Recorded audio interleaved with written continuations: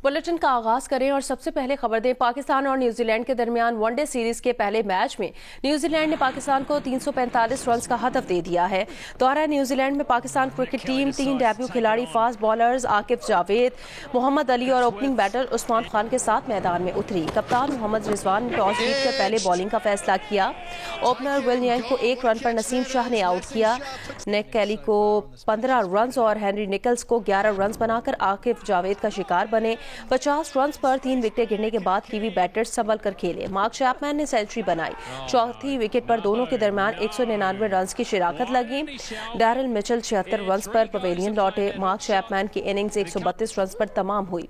उन्होंने 13 चौके और 6 छक्के लगाए। डेब्यू करने वाले मोहम्मद अब्बास ने जारहाना बैटिंग करते हुए 26 गेंदों पर 52 रन बनाए। उनकी इनिंग्स में 3 चौके और 3 छक्के शामिल थे। पाकिस्तान की जानिब से इरफान खान ने 3 विकेटें हासिल की हैं, जबकि हारिस रऊफ और आकिब जावेद ने 2-2 खिलाड़ियों को आउट किया है, जबकि नसीम शाह और मोहम्मद अली के हिस्से में 1-1 विकेट आई है। और पाकिस्तान और न्यूजीलैंड के दरमियान मैच इस वक्त जारी है और पाकिस्तान ने इस वक्त 61 रन बना लिए हैं बगैर किसी नुकसान के। न्यूजीलैंड के मोहम्मद अब्बास ने डेब्यू पर तेज तरीन निस्फ सेंचुरी का अब नया रिकॉर्ड बना दिया है। 21 साला मोहम्मद अब्बास ने पाकिस्तान के खिलाफ 24 गेंदों पर 50 स्कोर की है। मोहम्मद अब्बास ने 3 छक्कों और 3 चौकों की मदद से 50 स्कोर की है। कराची में कोरंगी क्रीक के करीब एक गड्ढे में रात गए आग लग गई है। जिला इंतजामिया का कहना है आग लगने की जगह पर एक निजी कंपनी बोरिंग कर रही थी। आग से वहां खड़ी मशीनरी जल गई है। फिलहाल ये इल्म नहीं हो सका कि बोरिंग किस मकसद के लिए की जा रही थी। आग पर 7 घंटे बाद भी काबू नहीं पाया जा सका। फायर ब्रिगेड हुकाम का कहना है मौके पर 10 से ज्यादा फायर टेंडर्स मौजूद हैं। फायर ब्रिगेड को पानी की फराहमी के लिए वाटर टैंकर भी मौजूद हैं। हैवी मशीनरी और डंपर की मदद से आग के करीब मट्टी डाली जा रही है। कमिश्नर कराची सैयद अली हसन और डिप्टी कमिश्नर कोरंगी मसूद भुट्टो का जाए वकुआ का दौरा। कमिश्नर का कहना है इतनी गहरी बोरिंग का इजाजतनामा अगर मौजूद है तो उसकी तस्दीक कराई जाए। किस इदारे ने इतनी गहरी बोरिंग की इजाजत दी उसकी भी तहकीकात करेंगे। कराची में कोरंगी क्रीक के करीब एक गड्ढे में रात गए आग लग गई है। जिला इंतजामिया का ये कहना है कि आग लगने वाली जगह पर एक निजी कंपनी बोरिंग कर रही थी। आग से वहां खड़ी मशीनरी जल गई है। फिलहाल ये इल्म नहीं हो सका कि बोरिंग किस मकसद के लिए की जा रही थी। आग पर 7 घंटे बाद भी काबू नहीं पाया जा सका। फायर ब्रिगेड हुकाम का कहना है मौके पर 10 से ज्यादा फायर टेंडर्स मौजूद हैं और फायर ब्रिगेड को पानी की फराहमी के लिए वाटर टैंकर भी मौजूद है। कराची में कोरंगी क्रीक के करीब गड्ढे में लगने वाली आग पर 7 घंटे गुजर जाने के बाद भी काबू नहीं पाया जा सका। तफसील बताएंगे दानियाल सैयद। आज बिल्कुल इस वक्त हम रिपोर्ट कर रहे हैं कराची के इलाके कोरंगी क्रीक में, जहां पर रात गई आग लगी थी। तकरीबन 12 बजे के बाद ये आग लगी है और इस आग को लगे तकरीबन 8 घंटे का दौरानिया गुजर चुका है। इस वक्त भी मेरे कैमरामैन जुबैरुद्दीन अगर ये मनाजिर दिखा सकें जियो न्यूज़ के नाजरीन को कि इस वक्त भी आग के शोले हवा में बुलंद होते हुए दिखाई दे रहे हैं। जब रात में आग लगी तो फायर ब्रिगेड हुकाम का ये मौक़िफ़ था कि इस मकाम पे जहाँ पर आग लगी है वहाँ पर बोरिंग की जा रही थी, ज़मीन की खुदाई की जा रही थी। और फायर ब्रिगेड हुकाम के मुताबिक जो उन्हें मौके से मालूमात मिली उसमें बताया गया था कि तकरीबन 1200 फुट की खुदाई की और उसके बाद उसी दौरान ये आग के शोले बुलंद हो गए। ताहम उसके बाद यहाँ पर मुताल्लिका इदारों को तलब किया गया, लेकिन अब तक कोई मुताल्लिका इदारों की जानिब से यहाँ पर नहीं आया है। सुई सदन गैस कंपनी का ये कहना है कि 1200 फुट के नीचे सुई सदन की कोई पाइपलाइन मौजूद नहीं है। इसी तरीके से दीगर जो ऑयल कंपनीज हैं उनका भी यही मौक़िफ़ है कि किसी किस्म की कोई उनकी ऑयल लाइन यहाँ से नहीं गुजर रही थी। तो 1200 फुट के नीचे से ये कुदरती गैस है या कोई मेटल्स हैं जिनमें ये आग लगी है, ये बात अब तक मुअम्मा बनी हुई है। फायर ब्रिगेड हुकाम का ये कहना है कि उनका काम आग पर काबू पाना है। वो कोशिश कर रहे हैं, पानी जब डालते हैं तो उल्टा पानी उन्हीं की तरफ आता है। पानी की मदद से इस आग पर काबू नहीं पाया जा सकता, जिसके बाद डंपर की मदद से मट्टी इस आग के अतराफ में डाली जा रही है ताकि मट्टी इस घड़े के अंदर जाए और जो लगने वाली आग है इस पर काबू पाया जा सके। फायर ब्रिगेड हुकाम का ये भी कहना है कि जब तक कि जिस मुताल्लिका इदारे की गफलत थी یا یہ جس چیز میں آگ لگی ہے اگر اسی متعلقہ ادارے کی جانب سے اس لائن کو یا ٹیکنیکل طریقے سے ٹیکنیکل سپورٹ کے بغیر اس آگ پر قابو نہیں پایا جا سکتا۔ کورنگی کریک کا علاقہ 8 گھنٹے سے زائد کے دوران ہی گزر چکا ہے، پراسرار یہ آگ ہے، کسی قسم کا کوئی جانی نقصان نہیں ہوا۔ 12 فٹ کھدائی کے بعد یہ اچانک آگ جو ہے وہ بلند ہوئی ہے، جس پر قابو پانے کی جتنی بھی کوششیں اب تک کی جا رہی ہیں وہ ناکام دکھائی دے رہی ہیں۔ جی گورنر سندھ کامران خان ٹیسوری کا کمشنر کراچی سید حسن نقوی سے فون پر رابطہ ہوا ہے۔ کورنگی کراسنگ میں لگی آگ پر قابو پانے کے لیے ہیلی کاپٹر کی فوری فراہمی ممکن بنانے کی ہدایت کی گئی۔ گورنر سندھ کی چیف فائر آفیسر کو موقع پر موجود انجینئر سے بھی گفتگو، فائر آفیسر کو ہیلی کاپٹر کی فراہمی کے لیے متعلقہ حکام سے رابطے کی یقین دہانی کرائی۔ کہا فائر بریگیڈ کے عملے کو آگ بجھانے کے لیے ہر ممکن سہولت دی جانی چاہیے۔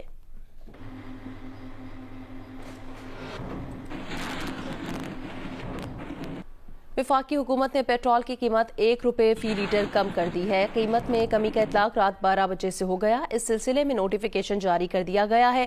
1 روپے کمی کے بعد پیٹرول کی قیمت 254 روپے 63 پیسے فی لیٹر ہو گئی ہے۔ ڈیزل کی قیمت برقرار رکھی گئی ہے، جبکہ ہائی سپیڈ ڈیزل کی فی لیٹر قیمت بھی 258 روپے 64 پیسے پر برقرار رکھی گئی ہے۔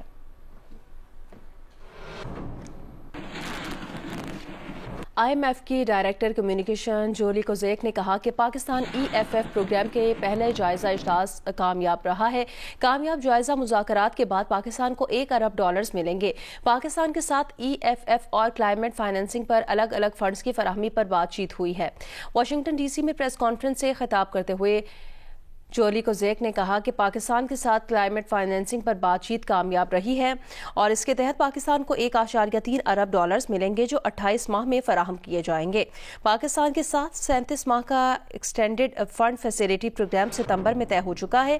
اس پروگرام کے تحت پاکستان کو $7 ارب ایک ساتھ میں ملنے ہیں۔ نئے قسط کے لیے سٹاف لیول معاہدہ 25 مارچ کو ہوا تھا۔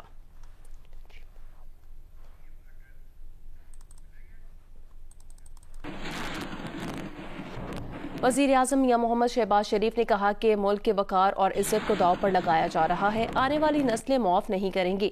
اسلام آباد میں تقریب سے خطاب میں کہا کہ دہشت گردی کے تانے بانے دور تک ملتے ہیں۔ کھربوں ڈالرز کے خزانے ملک کے پہاڑوں کے اندر موجود ہیں، جبکہ دہشت گردی کا ایک ہی مقصد ہے، پاکستان کو ان وسائل سے استفادہ کرنے سے روکنا ہے۔ اپنے اپنے خوابوں کی تعبیر کے لیے ملکی استحکام، ملکی عزت اور وقار کو داؤ پہ لگایا جا رہا ہے، تو میں سمجھتا ہوں کہ آنے والی نسلیں ہمیں معاف نہیں کریں گی۔ پاکستان اس لیے معرض وجود میں نہیں آیا تھا کہ ہم قرضے لیتے رہیں اور قرض کی زندگی بسر کریں۔ جب تک کہ معاشی طور پر ہم پاکستان کو ایک مضبوط قلعہ نہیں بنا لیں گے، میں سمجھتا ہوں کہ تب تک ہمیں اس بات کا بھرپور خیال رکھنا ہوگا کہ پھر معاشی جب تک کہ آپ کو آزادی حاصل نہیں ہوتی، سیاسی آزادی اس وقت تک وہ ایک سراب ہوتا ہے۔ بدقسمتی سے آج غلط معلومات اور بے بنیاد پروپیگنڈا کے ذریعے معاشرے میں زہر گھولا جا رہا ہے، تقسیم در تقسیم کی جا رہی ہے کہ اس معاشرے میں غلط پروپیگنڈے یہ جس نے پاکستان کے اندر ایک بے سکونی پیدا کر دی ہے۔ ترقی اور خوشحالی جڑی ہوئی ہے امن اور سکون کے ساتھ، اور امن اور سکون جڑا ہوا ہے ترقی اور خوشحالی کے ساتھ۔ They are intertwined. Chairman P T I barrister Gohar Ali Khan نے کہا کہ اسٹیبلشمنٹ سے صرف رابطے بحال ہوئے تھے، مذاکرات نہیں ہوئے۔ 24 نومبر سے قبل صرف رابطے کی بحالی ہوئی تھی، کوئی بات چیت نہیں ہوئی۔ تحریک انصاف کے اسٹیبلشمنٹ سے حتمی مذاکرات شروع ہی نہیں ہوئے۔ ڈیل کی باتیں بے بنیاد ہیں جس کا حقیقت سے کوئی تعلق نہیں ہے۔ جیو نیوز سے بات کرتے ہوئے بیرسٹر گوہر علی خان کا کہنا تھا کہ طلال چودھری کا طالبان کی واپسی کا بیان حقائق کے برعکس ہے۔ پاکستان دہشت گردی کے نرغے میں ہے، یہ الزامات لگانے کا وقت نہیں ہے۔ ایسے بیانات کے بجائے اپنی توجہ دہشت گردی روکنے پر مرکوز کریں۔ ریکارڈ کا حصہ ہے، طالبان آباد کاری کے فیصلے جولائی 2022 کے بعد ہوئے تھے۔ طلال نے غیر ذمہ دارانہ بیان دیا کہ دہشت گردوں نے پی ٹی آئی کو نشانہ نہیں بنایا۔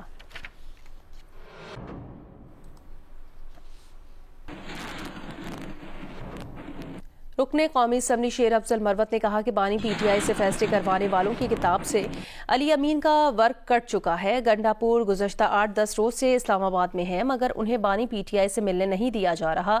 انہوں نے یہ بات جیو نیوز کے پروگرام آج شاہ زیب خانزادہ کے ساتھ میں بات کرتے ہوئے کہی۔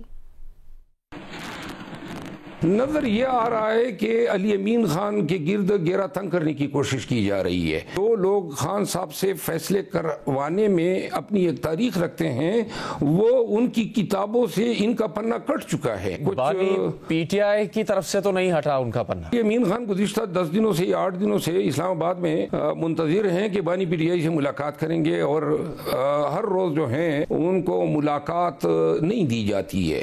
اب میں نے تو ان سے نہیں پوچھا ہے لیکن مجھے خود شک ہونے لگا ہے کہ کہیں ایسا نہ ہو کہ علی امین خان کی بانی سے ملاقات میں اپنے ہی لوگ جو ہیں رکاوٹیں نہ ڈال رہے ہو۔ تو علی امین گنڈا پور آپ کو لگتا ہے عید کے بعد نہیں رہیں گے وزیر اعلیٰ خیبر پختونخوا؟ میرا خیال ہے کہ irreversible معاملات ہو چکے ہیں اور سارا دار و مدار اس پہ ہوگا کہ علی امین خان جو ہے اس کی اپنی پولیٹیکل سٹرینتھ اسمبلی میں کتنی ہے۔ جس طرح میرے معروضی آلات تھے نکالے جانے سے قبل، اب آہستہ آہستہ مجھے نظر آ رہا ہے کہ وہی حالات علی امین خان کے لیے بھی پیدا کیے جا رہے ہیں۔ عید کے بعد تحریک انصاف کوئی گرینڈ الائنس نہیں بنا سکے گی؟ حکومت کے خلاف کوئی تحریک شروع نہیں ہونے جا رہی؟ میں نہیں سمجھتا ہوں کہ کوئی تحریک چلانے کے قابل ہیں۔ ہم بہت زیادہ ڈیوائیڈ ہوتے جا رہے ہیں، انتشار کا شکار ہیں، کمزور ہیں۔ پاکستان تحریک انصاف اور جے یو آئی کے درمیان جو تعلقات میں خلیج حائل ہیں وہ علی امین خان کی پیدا کردہ نہیں ہے، خود مولانا فضل الرحمان صاحب اور عمران خان صاحب کی پیدا کردہ ہے۔ ستھرا پنجاب پروگرام کامیاب بنانے کے لیے اسپیکر پنجاب اسمبلی ملک محمد احمد خان بھی میدان میں آ گئے ہیں۔ جھاڑو اٹھا کر اپنے حلقے میں سینیٹری ورکرز کے ہمراہ صفائی شروع کر دی اور ڈور ٹو ڈور کچرا اٹھانے کے لیے مشینری عملے کے حوالے کی اور سینیٹری ورکر کو اپنا اور قوم کا ہیرو قرار دیا۔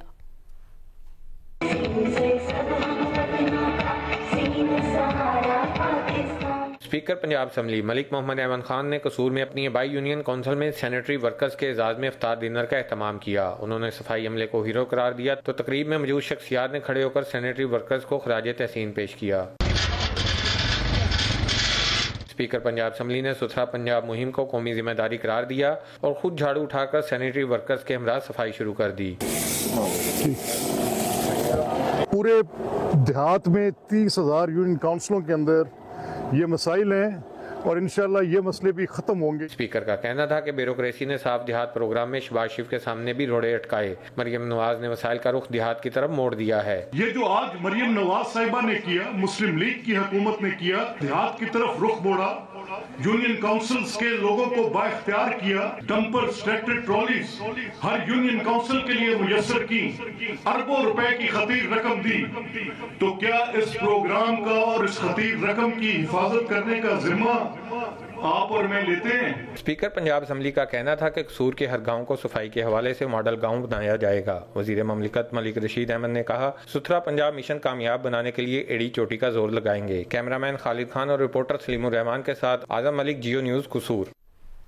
بلوچستان نیشنل پارٹی کا لانگ مارچ بلوچستان کے مختلف اضلاع سے ہوتا ہوا مستونگ کے علاقے لگ پاس پہنچ گیا ہے۔ بلوچستان نیشنل پارٹی کے مرکزی رہنما آغا حسن بلوچ نے بتایا کہ سربراہ سردار اختر جان مینگل کی قیادت میں جمعے کی صبح وٹ سے شروع ہونے والا لانگ مارچ خزدار، سراب، قلات سے ہوتا ہوا مستونگ کے علاقے لگ پاس پہنچ گیا۔ مستونگ میں لانگ مارچ کے شرکا سے خطاب کرتے ہوئے بی این پی کے سربراہ سردار اختر مینگل نے گرفتار خواتین کی رہائی تک ہاکی چوک پر دھرنا دینے کا اعلان کرتے ہوئے کہا کہ عید کی نماز بھی ہاکی چوک پر ادا کریں گے۔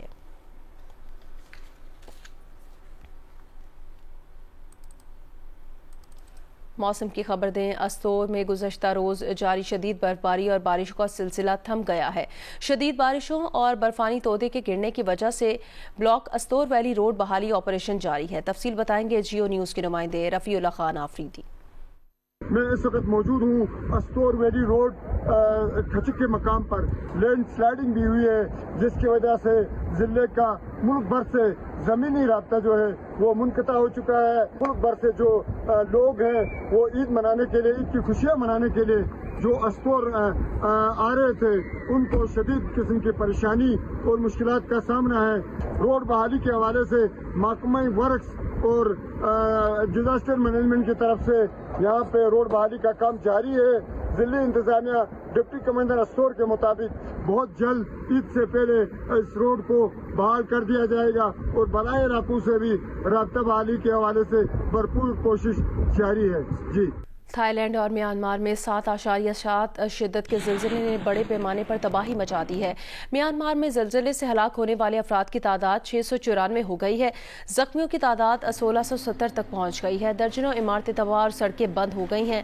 منڈالے میں ایک پل دریا میں گر گیا. زلزلے سے متاثرہ تھائی لینڈ کے دارالحکومت بینکاک میں زیر تعمیر عمارت گرنے سے 81 افراد ملبے تلے دب گئے ہیں. ملک بھر میں ایمرجنسی نافذ کر دی گئی ہے. چین میں بھی کئی افراد کے زخمی ہونے اور مکانات کو نقصان پہنچنے کی اطلاعات ہیں. ترجمان دفتر خارجہ نے کہا کہ پاکستان، میانمار، تھائی لینڈ دیگر ممالک میں زلزلے سے جانی اور مالی نقصان پر افسردہ ہے. متاثر افراد سے ہمدردی کا اظہار کرتے ہیں.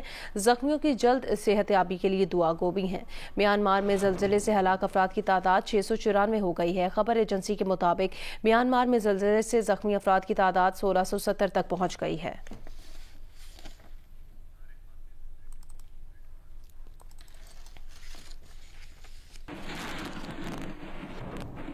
وزیر اعظم کے معاون خصوصی سید طارق فاطمی نے کہا کہ واشنگٹن میں اعلیٰ امریکی حکام اور کانگریس کے رہنماؤں سے ہونے والی ملاقاتوں پر وہ بہت مطمئن ہیں، جو ٹرمپ انتظامیہ کے ساتھ پہلا اعلیٰ سطحی رابطہ تھا. طارق فاطمی نے یہ بات اقوام متحدہ میں پاکستان مشن میں افطار ڈنر کے موقع پر نامہ نگاروں کو بتائی. اس موقع پر اقوام متحدہ میں پاکستان کے نامزد سفیر عاصم افتخار احمد بھی موجود تھے. طارق فاطمی نے کہا کہ انہیں وزیر اعظم شہباز شریف نے اس مقصد کے لیے بھیجا تھا وہ ٹرمپ انتظامیہ کے جنوبی ایشیا سے متعلق ترجیحات کو سمجھ سکے. انہوں نے کہا کہ بدلے میں انہوں نے اپنے ہم منصبوں کو وزیر اعظم شہباز شریف کی اقتصادی ترقی، تجارت اور سرمایہ کاری کو فروغ دینے پر توجہ کے بارے میں آگاہ کیا تاکہ پاکستانی عوام کی زندگیوں کو بہتر بنایا جا سکے اور ان اہداف کے حصول کے لیے تمام بڑی طاقتوں کے ساتھ تعاون کی وسعت دی جا سکے.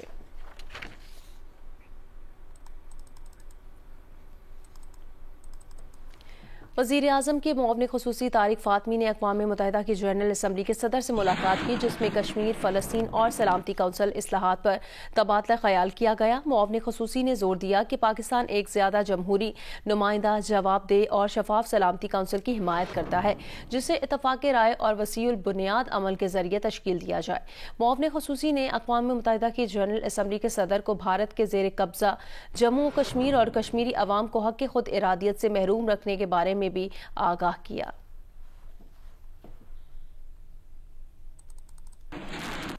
عید قریب آتے ہی خواتین کی تیاریاں عروج پر پہنچ گئی ہیں. اسی جوش و خروش میں شور کوٹ سے آئی خالدہ بی بی کے سٹال پر خریداروں کا رش دیکھنے کو مل رہا ہے. خواتین نہ صرف اپنی خوبصورتی میں اضافہ کرنے کے لیے چوڑیاں خرید رہی ہیں، بلکہ خاتون کے کاروبار کو سپورٹ کر کے معاشی خود مختاری کو بھی فروغ دے رہی ہیں. مزید بتائیں گے جودت ندیم. ملتان میں بھی عید کے حوالے سے تیاریاں عروج پر پہنچ چکی ہیں. ملتان کے مختلف بازاروں میں جو شہری ہیں ان کا رش جو ہے وہ بڑھ چکا ہے. بالخصوص خواتین جو ہیں وہ اپنی تیاریاں مکمل کرنے میں لگی ہوئی ہیں. اسی طرح سے ایک بازار میں جو گردیزی مارکیٹ ہے، یہاں پہ میں موجود ہوں، جہاں پہ خواتین کی جانب سے جو ہے وہ خواتین سٹالز کا جو ہے وہ رخ کیا جا رہا ہے، جس میں ایک سٹال یہاں پہ چوڑی کا بھی لگایا گیا ہے، جس میں یہ خاتون جنہوں نے یہ سٹال لگایا وہ شور کوٹ سے آئی ہیں اور یہاں پہ اپنا بزنس جو ہے وہ چھوٹا سا رن کر رہی ہیں. مختلف کانچ کی اور یہ ویلوٹ کی، اور یہ ان کے پاس وہ موتیوں والی اسپیشلسٹی پڑی ہوئی ہے، وہ بھی ہے. وہ سب سے اچھی لگتی ہیں اور گرلز کو. ہمیں ان کو سپورٹ کرنا چاہیے، چوڑیاں خریدیں ان سے آ کے تاکہ ان کی ہیلپ ہو جائے. کافی ٹائپس کی چوڑیاں انہوں نے رکھی ہوئی ہیں، جیسے کہ کانچ کی ہیں، ویلوٹ کی ہیں، پلاسٹک کی ہیں، بہت سارے ڈفرینٹ ڈیزائنز ہیں. ویلوٹ کی چوڑیاں ہیں اور جو ان کی مختلف کلرفل جو چوڑیاں ہیں وہ یہاں پہ فروغ کی جا رہی ہیں. جی. جیکب آباد سندھ بلوچستان کے سنگم پر واقع، اس لیے بلوچستان کی ثقافت کا بڑا اثر سندھ پر پڑتا ہے. شہری عید کی خریداری میں مختلف اقسام کی بلوچی چپل پہننے کو ترجیح دیتے ہیں. مزید بتائیں گے مکیش روپیتا. جبکہ بلوچستان کی روایات کا کافی اثر پڑتا ہے، اسی لیے عید کے دن لوگ بلوچی چپل پہننا پسند کرتے ہیں. مختلف اقسام کی بلوچی چپل چمڑے اور ٹائر سے تیار کی جاتی ہے، جس میں نوریزی، کابلی اور سادہ سمیت بلوچی چپل شامل ہیں. جیکب آباد کے شہریوں کا کہنا ہے کہ عید کے موقع پر زیادہ تر افراد بلوچی چپل پہننا ہی پسند کرتے ہیں. نئے کپڑے پہنیں گے، لازمی ہے. بلوچی جو جوتے ہیں وہ اچھے لگتے ہیں دوسرے جوتوں کے نسبت. یہ جو ہے ثقافت بھی ہے بلوچی اور پائیدار بھی ہے. جو ہے ہاتھ کی بنی ہوئی یہ بہت مضبوط ہوتی ہے یہ لوگ شوق کے ساتھ پہنتے ہیں عید کے دن کپڑوں کے ساتھ. دوسری جانب بلوچی چپل تیار کرنے والے دکاندار کا کہنا ہے کہ بڑھتی ہوئی مہنگائی نے بلوچی چپل کی فروخت پر بڑا اثر ڈالا ہے. گزشتہ سال لوگ زیادہ جوڑے خریدتے تھے لیکن مہنگائی کی باعث ایک ہی خرید رہے ہیں. خام مال بھی اوپر سے بھی بہت مہنگا ہو رہا ہے. اس کی بنسبت پہلے لوگ 3-4 جوڑے خریدتے تھے, ابھی ایک بھی مصیبت سے لے رہے ہیں. ملک میں بڑھتی ہوئی مہنگائی کی وجہ سے بلوچی چپل کی خریداری بھی بری طرح متاثر ہوئی ہے. خوبصورت اور دیدہ زیب بلوچی چپل ہر قسم کے لباس پر بہت جچتی ہے اور اپنی پائیداری کی وجہ سے ہر خاص و عام کو بہت پسند ہے. اس لیے جیکو آباد میں عید کے روز زیادہ تر لوگ بلوچی چپل ہی پہنتے نظر آتے ہیں. کیمرامین شبیر کھوسو کے ساتھ مکیش رپیتا, جیو نیوز, جیکو آباد. ملک کے دیگر علاقوں کی طرح رحیم یار خان میں بھی عید کی گہما گہمی عروج پر ہے. خواتین, بچوں سمیت لوگ خریداری میں مصروف ہیں. ملک اسلم کی رپورٹ. رحیم یار خان کے شاپنگ مال ہو یا بازار, دکان ہو یا ٹھیلا, ہر طرف عید کی خریداری کا رش نظر آ رہا ہے. زیادہ تر خواتین, بچے اپنے من پسند اشیاء کی خریداری میں مصروف ہیں. لیڈیز کی شاپنگ تھوڑی زیادہ ہوتی ہے چونکہ انہوں نے میک اپ بھی کرنا ہوتا ہے, انہوں نے شوز بھی لینے ہوتے ہیں, انہوں نے چوڑیاں بھی لینی ہوتی ہیں, انہوں نے جویلری بھی لینی ہوتی ہے, تو مہندی بھی لینی ہوتی ہے. مہندی تو موسٹ امپورٹنٹ تھنگ ہے کہ آپ نے مہندی لگائے بغیر تو عید ہو ہی نہیں سکتی. میں نے سوٹ بھی خرید لیا ہے اور بھی کافی ساری جوتے بھی خرید لی ہیں اور پنیں, پونیاں اور چوڑیاں بھی خرید لی ہیں. بچے ہوں یا بڑے یا پھر خواتین, عید سعید کے موقع پر کاسمیٹکس, آرٹیفیشل جیولری, مہندی, دوپٹے, نئے جوتے, کپڑے میچنگ کے ساتھ خرید رہے ہیں. غریب ہوں یا امیر, عید الفطر یعنی میٹھی عید کا تہوار مذہبی جوش و جذبے سے منایا جا رہا ہے اور یہ جوش و خروش اور خریداری کا سلسلہ چاند رات تک جاری رہے گا. ملک اسلم, جیو نیوز, رحیم یار خان.